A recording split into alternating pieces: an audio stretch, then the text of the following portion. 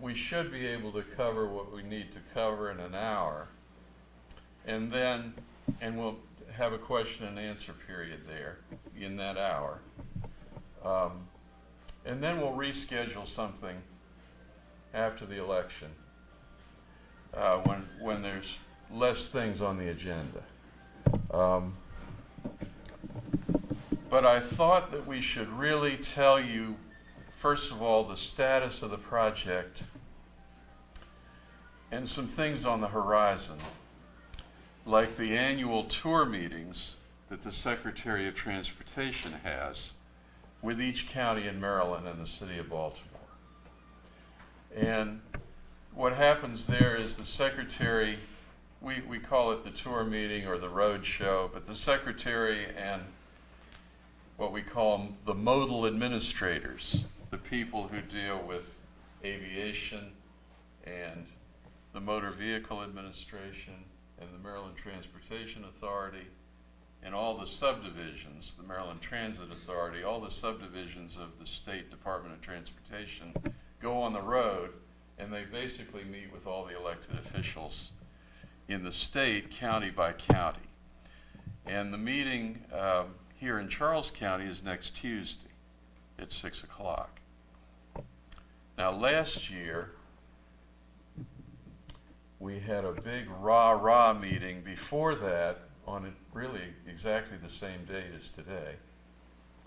And folks got excited and wanted to be right in front of the county building when the Secretary arrived to let him know that this was an important priority, and they did that.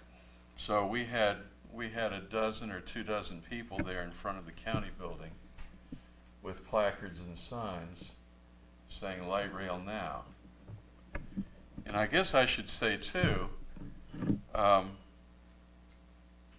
we're here tonight to talk about bringing light rail to Charles County and Southern Maryland and Southern Prince George's County.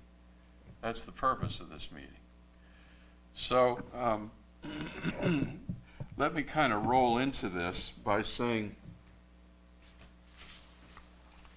and if you picked up a handout, there's 3 sheets of paper out there on the table. If you didn't get one coming in, get one before you leave.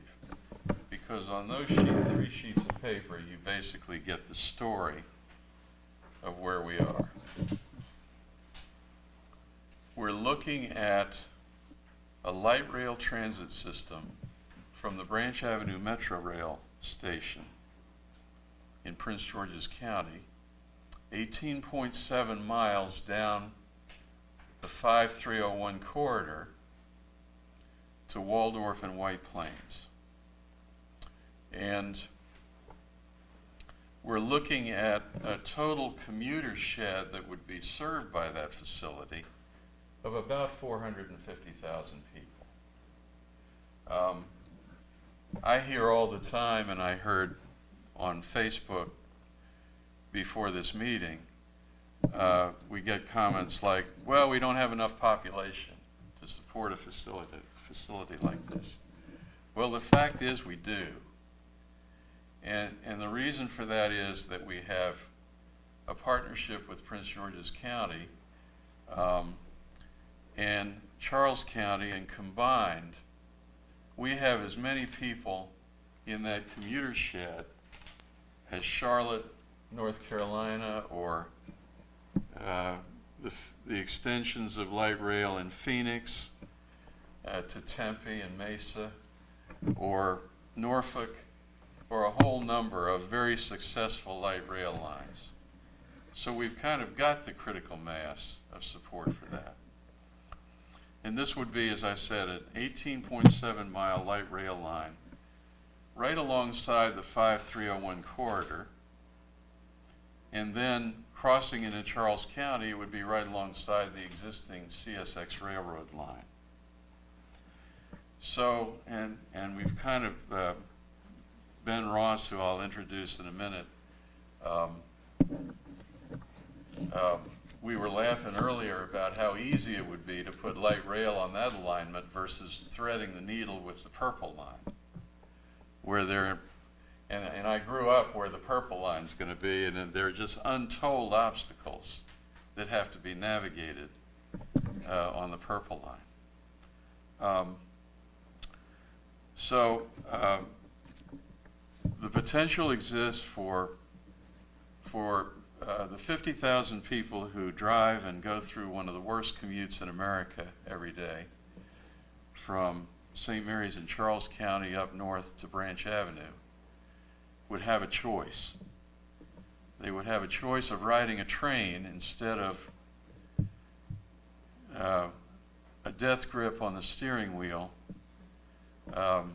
enduring what is the worst commute in Maryland, and Maryland's commutes are some of the worst in the nation.